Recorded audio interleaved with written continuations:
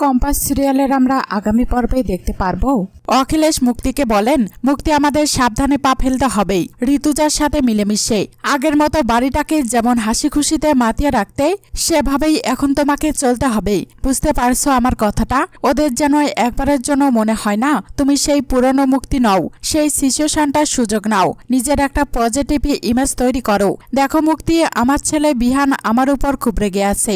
ওর জন্মদিন, সবাই ওর জন্মদিনটা সেলিব্রেট করবে বলে ভাবছে, আর এটাকেই কেন্দ্র করে গোটা পরিবারটাকে এক জায়গায় নিয়ে এসো, মিল করিয়ে দাও সবাইকে, যেই রকম আগে করতে। ভুলে গেলেই মুক্তি, তোমার সেই পজিটিভটার দরকার। বোঝার চেষ্টা করো যে মুক্তি মাসিকে দেখলে এবারের সব বাচ্চারা খুশিতে মেতে উঠত, ঠিক তেমন মুক্তি ঋতুজাকে বুঝিয়ে দাও তোমার আর আমার মধ্যে কোনো রকম আর সম্পর্ক নেই, তুমি সবটা ভুলে গেছো। মুক্তি প্লিজ, তুমি এভাবেই সামলাও, আমি তোমার সঙ্গে আছি। আমার মুক্তিকে কম্পাসে ভয় দেখিয়েছে, ঠিক করেছে। তুমি ভাবছো আমি ছেড়ে দেব ওকে? না মুক্তি, ছেড়ে আমি কম্পাসকে দেব না। ঋতুজা মুক্তিকে বলেন, তোকে আমি আমার বাড়িতে থাকতে দিয়েছিলাম, তুই আমার খুব নিজের বলেই সব সময় মনে হতো আমি যেখানে থাকবো তুইও সেখানে থাকবি। তুই তো কখনো তোর কোনো কিছু অসুবিধা না হয়, তোর কোনো কষ্ট না হয়। সব সময় বলেছি যে নিজের পছন্দের মানুষকে বিয়ে করে নে, নিজের জীবন নিজের সংসার গুছিয়ে নে। আমি কোনোদিন বুঝতেই পারিনি, আর তুইও আমাকে কোনোদিন বুঝতেই দিসনি যে তুই আসলে আমার হাজব্যান্ডকে ভালোবাসিস, আমার জীবন আমার সংসারটা নিজের করে নিতে চাস। তুই আমায় হিংসা করিস মুক্তি, আমি তো কখনো ভাবতেই পারিনি। আমি ভেবেছিলাম যে তোকে আমি আমার বাড়ির দায়িত্ব অধিকার দিলে তোর এই বাড়িটা নিজের মনে হবে।